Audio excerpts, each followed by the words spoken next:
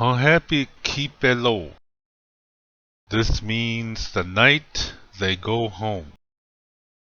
This is an event that occurs around the 21st of December, and on this night, souls who wish to return to the certain star constellation leave on this night.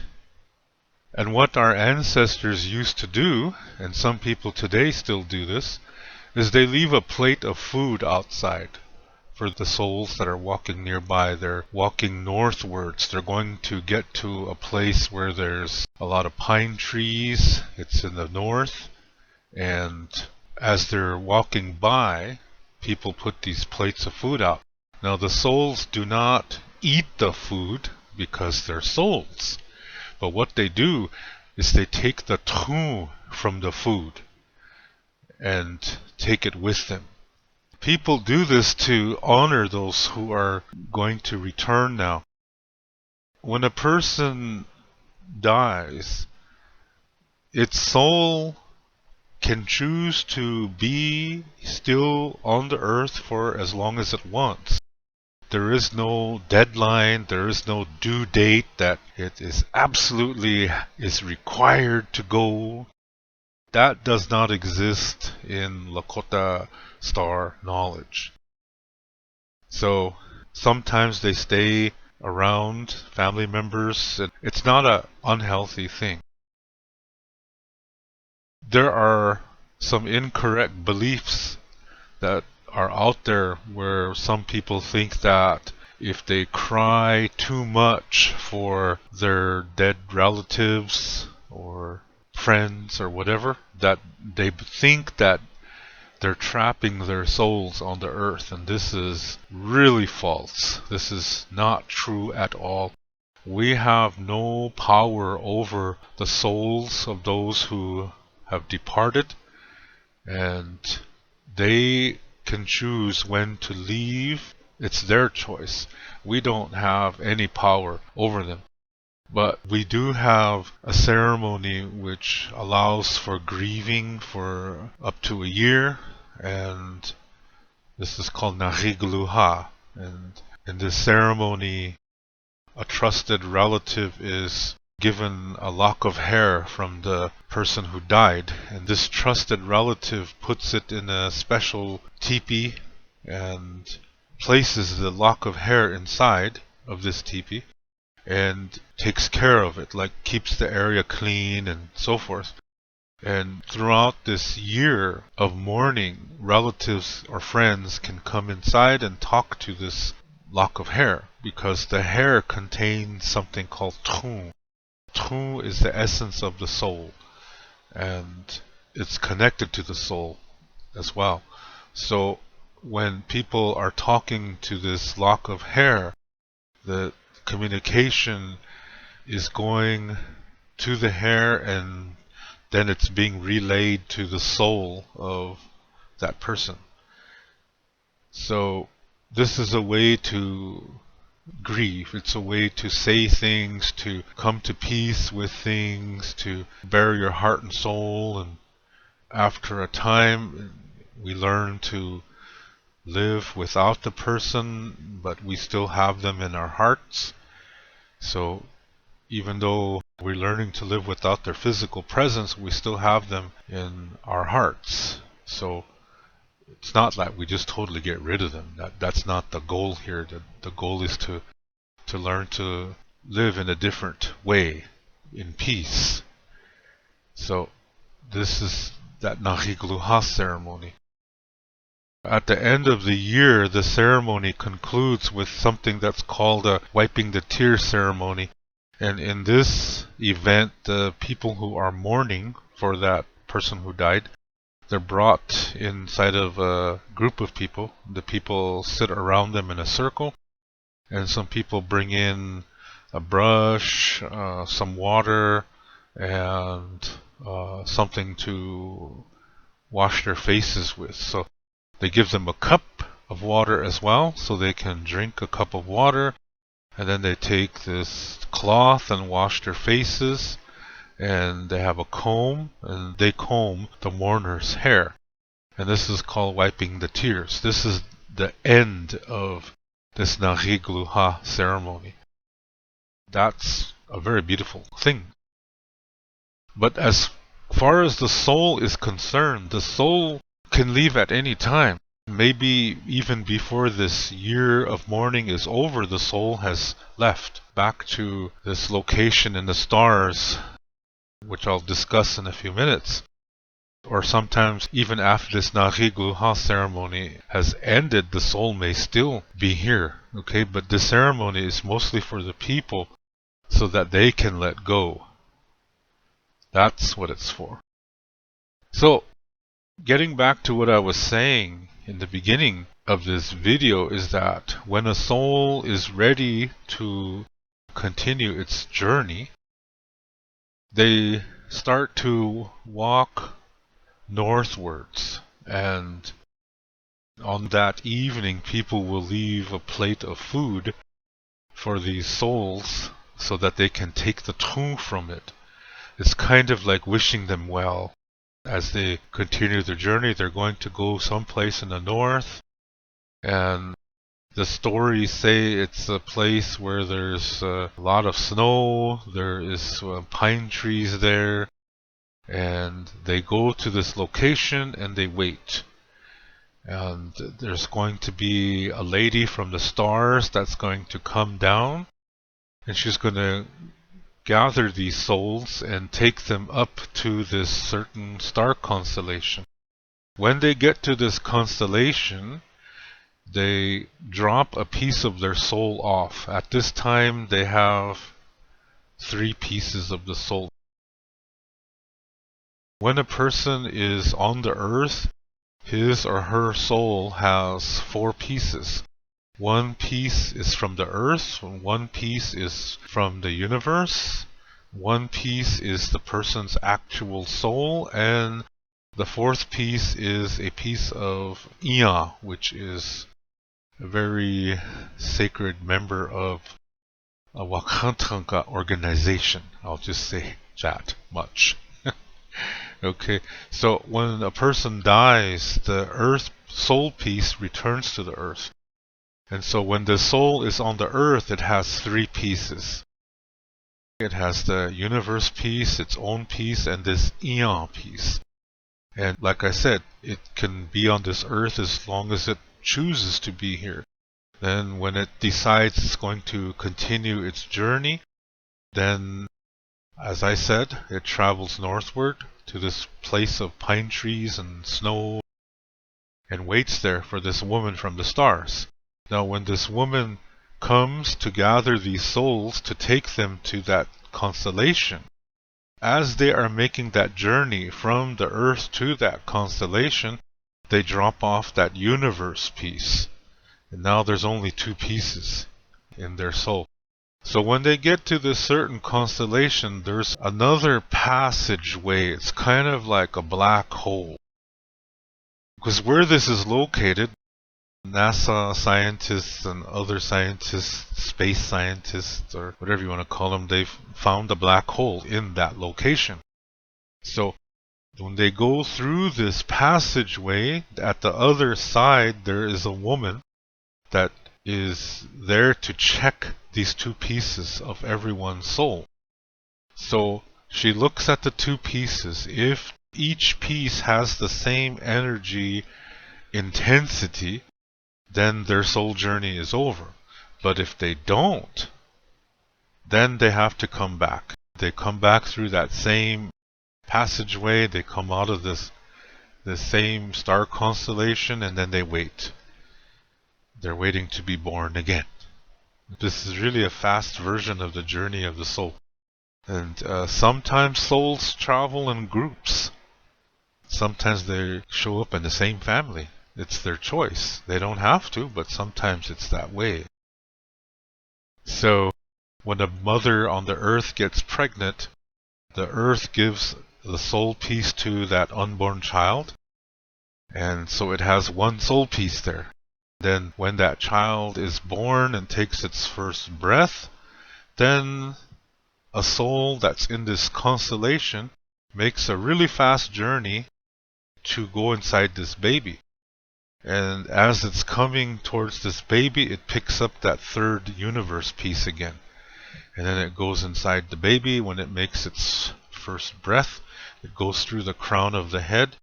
And then the child has 4 parts to the soul again.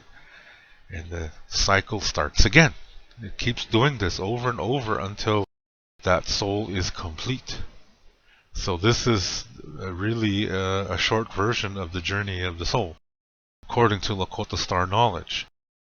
So when you think about that, and now you look at what I was saying earlier, when people put a plate of food out for that soul that has made the decision to return. The soul is still on the earth, and now it's going to go north again.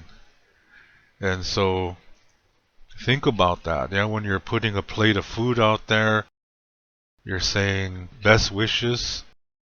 This act of putting that food out there for that soul, this is a healthy communication. And in Lakota, we have this natural law called Wawokie, where whatever you do or whatever you communicate or however you interpret communication coming to you, however you do these things, that sends an energy out and that returns to you 4 times as strong. So when you're putting a plate of food out for these souls, this is a healthy communication. It's like wishing them well as they begin their journey back to the stars. And our act of doing this is going to return to us 4 times as strong. And that could be blessings, it could be wisdom, it could be knowledge, it could be anything that's healthy because it was a healthy communication. That's if your heart is in the right place. Yeah, you really have to be a compassionate person to have this work in a healthy way. That you make your meal with love, and then you put the plate of food out there, and you just imagine, you visualize that there's people are returning. They made the choice to return now, these souls, and they're walking by, and they come to this, and they take the tu from the food. Remember, when you make food, your tu is going in there. So when they're taking the tu of the food, they're kind of taking a connection to you. So that as they go back up there, that maybe there's some kind of healthy energy that may travel through the tu of the food, that it's still connected to you, that it comes to you somehow. That could be inspiration, it could be a thought, it could be a dream, it could be an idea that just comes out of the blue that could really help you or help your friends or your family. So this is why we do these kind of things. So this act of putting the food out there, for one thing, your tu is in the food, and these souls take it. They take the tu because it's in the food, and then they go to the place up north, like I said, and they're waiting for this lady from the stars. She comes and takes them, and they, like I said, they leave the third piece, the universe piece of their soul off, and they go to that constellation, and it all goes again. But see, as they're making this journey, they're going through very powerful spiritual planes, and blessings can come through there. And it comes through there through the tu. That's why we do this ceremony, to reach out there, so that maybe something wonderful or whatever can happen. It's a kind of hoping. It's all based on love. So let's use an example, okay? Just imagine somebody you know and that they passed on. Imagine that now they have decided to make their journey now. When they died, their earth soul piece went back to the earth, and they're just on the earth with 3 pieces of their soul. And then they've decided to make this journey. They're waiting for this night because it happens somewhere around the night of the 21st of December. And so just imagine, okay, it's your friend, and just visualize that, okay, he or she has made the decision to return now. So you leave a plate of food out, and they come by and they take the tu from the food and start going north. So they're going north to this area where there's pine trees, and they're waiting for that lady to come. So now she's coming, and she gathers all the souls that are ready, and then they start going towards that constellation. As they're traveling, your friend is leaving that universe piece, that 3rd piece, giving that back to the universe and going through this star constellation. And now your friend is going to go through this passageway. At this point, it has 2 pieces of the soul. Its own soul piece and this Ia soul piece. This Ia soul piece is complete. It's like a guide for the soul piece to the individual person. So now your friend is going through this black hole, meets this lady on the other side, and then she looks at this soul of your friend and says, okay, it's not complete, so you have to go back. You have to live another lifetime. So now your friend is coming back through this passageway and waiting in that star constellation. Now, when a person is only in the spiritual form, that person comprehends much more than we do than when our souls are inside of a physical body. So that's really important to keep in mind. That person knows or can comprehend more than we can because we're still here. Yeah, we still have our physical bodies. So then there's all kinds of possibilities here. Maybe it's waiting for you. Maybe it's going to come back as someone that you know or that you will know in the future. There's all kinds of possibilities here. Yeah. But see, as it's making this journey, see, it took your tu from the food. And so it might be able to send you something. It'll be a healthy thing. It could be anything. Maybe it's an idea. Maybe it's peace. Maybe it is inspiration or something. And all of this is based on love. So just imagine that. It's a very wonderful thing that we did once a year on that night. So now let's just stay with this example here. Now your friend is up there and is going to make a choice. Maybe somebody close to you is pregnant, and maybe you're a man and it's your wife. Or maybe if you're a woman, maybe you're the pregnant one. And maybe this person is going to come into your baby when your baby takes its first breath. Let's say you're a woman and you got pregnant and your unborn baby has a soul piece from the earth. Then when the baby is born and it takes its first breath, then possibly your friend could come into that child when it takes its first breath, and when it comes down, it grabs that universe piece. Then it comes into the child, and now your child has 4 pieces of the soul again, and maybe it's your best friend. Who knows? Anything is possible.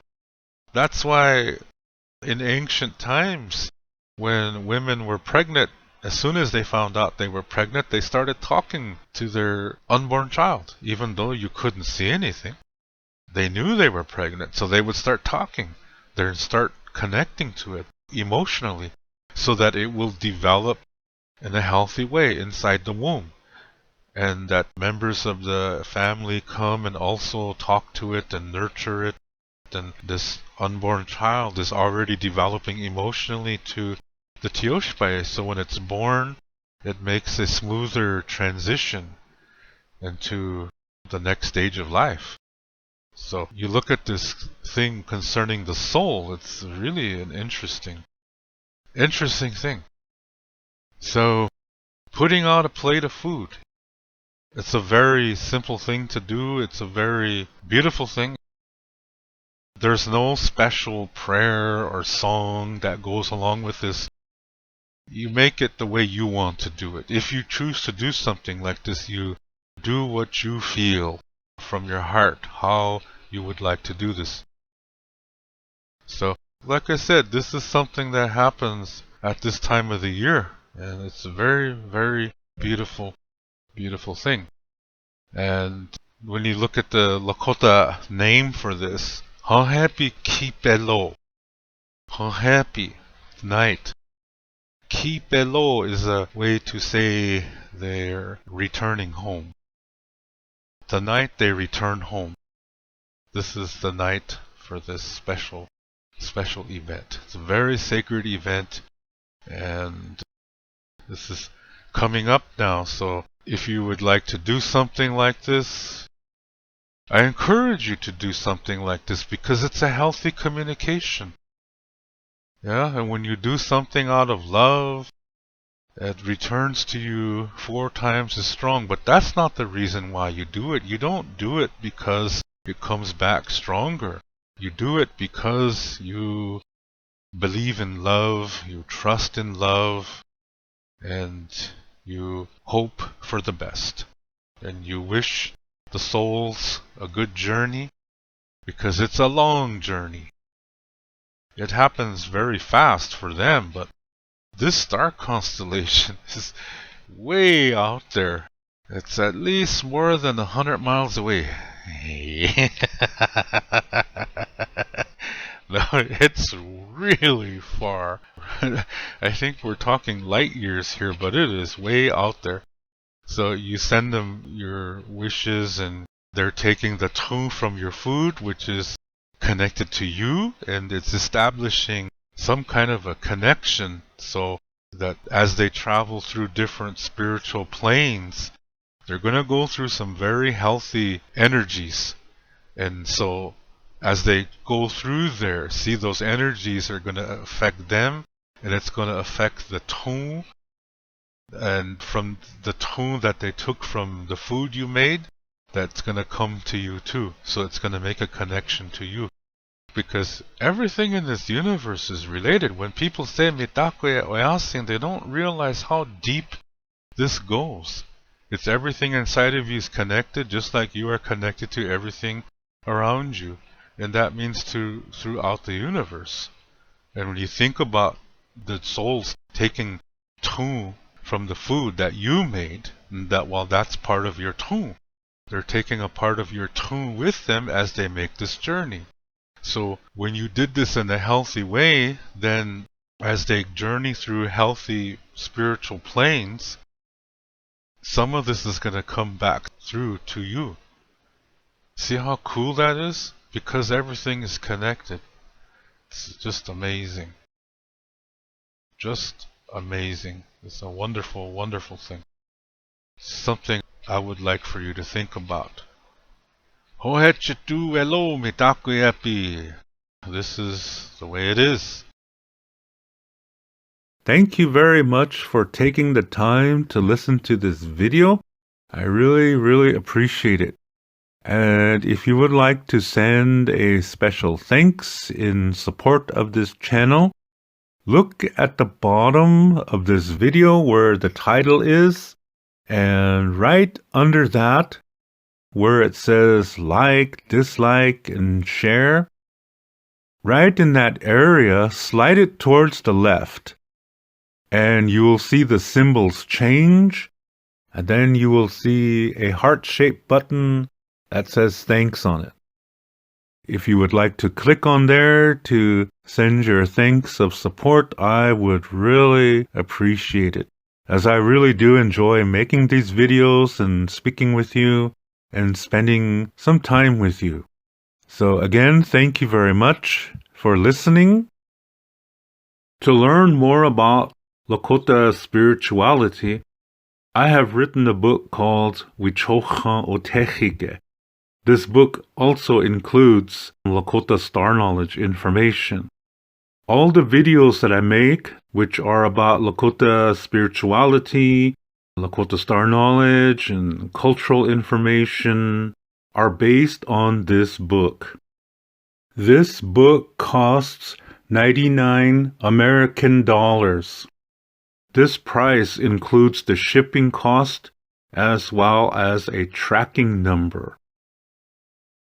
And to learn more about Lakota language, I have written a Lakota language book called Chante Etanha Owoglake, Speaking from the Heart. And all my Lakota language videos are based on this book. This book costs 119 American dollars. This price includes the shipping cost as well as a tracking number. I also teach online and I give spiritual consultations as well. If you are interested in any of my services and products, you can send payment via PayPal to my email address, which is hehaka7@yahoo.com. That's HEHAKA, the number 7@yahoo.com. When you send your payment, please include your shipping address and your email address. Ho, Lila Pilamayelo. Thank you very much. In the Lakota way, everything is circular. As a result, we do not have a word for goodbye in the Lakota language. And so instead we say until next time, which in Lakota is Doksha Ake.